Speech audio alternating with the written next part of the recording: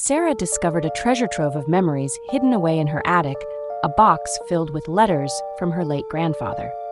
As she began to read, Sarah was transported back in time, seeing her grandfather as a young soldier, pouring his heart out onto paper. Each letter revealed a glimpse into his world, the hardships he faced, the fears that haunted him, and the love that kept him going. Sarah felt a connection to her grandfather growing stronger with every word she read, wishing she could have known him better. With tears in her eyes, Sarah placed the final letter on her grandfather's grave, feeling both sadness and gratitude. As she gazed at the sky, Sarah whispered, "I miss you," feeling a connection that transcended time and space. The screen faded to black, but the impact of her grandfather's words would remain with Sarah forever. 3 words, and Mia's world shattered. She stood frozen, phone pressed to her ear, gripping it so hard her knuckles whitened. "What did you say?" "At the cafe, same guy from last time they were close." Mia felt the walls of her marriage caving in. She'd suspected for months, the late nights, the cold distance, but this was confirmation. "I'll handle it. Tonight, everything would change." The others at the table exchanged uneasy glances.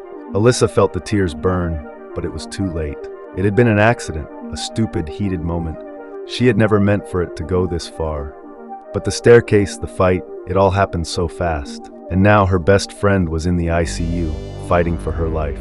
It was an accident. Sarah's hand froze on the doorknob as her mother's words echoed through the hallway like a threat.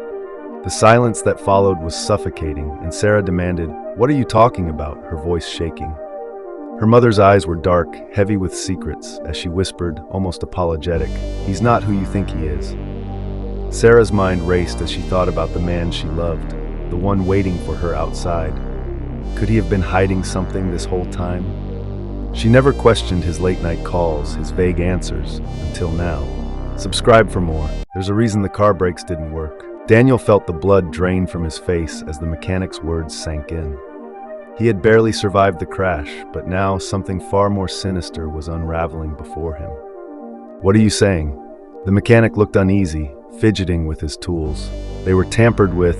Daniel's mind raced. The sudden brake failure, the skid off the road. It wasn't an accident.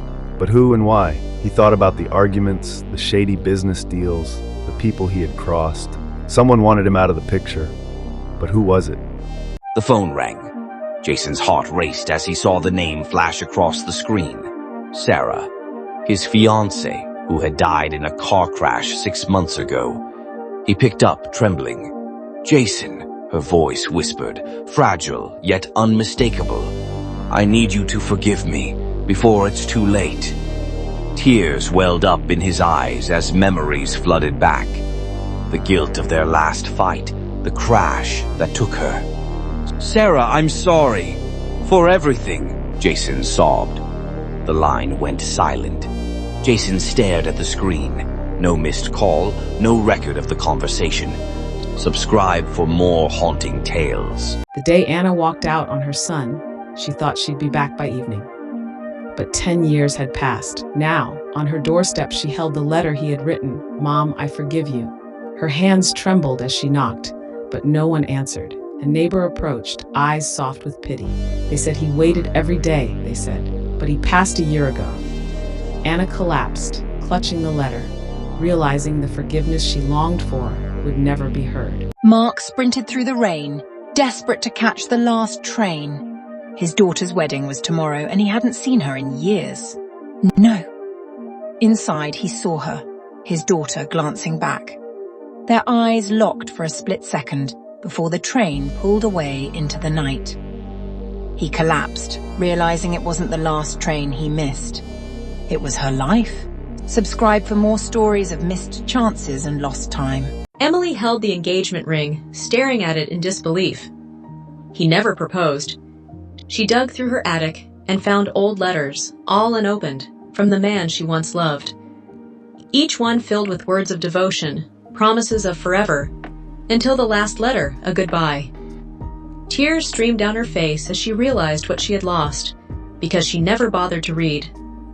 Subscribe for more tales of lost love and forgotten vows. Dying in a hospital bed, Michael's vision blurred as the nurse whispered, "Someone's here to see you." It was David, his estranged brother. They hadn't spoken in years, and now there was no time left. "I'm sorry," Michael croaked, his voice weak, "for everything." David nodded, tears in his eyes. "I know, I'm sorry too."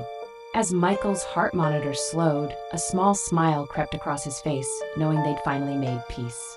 The beeping stopped, and silence filled the room. Subscribe for more emotional stories of reconciliation and closure.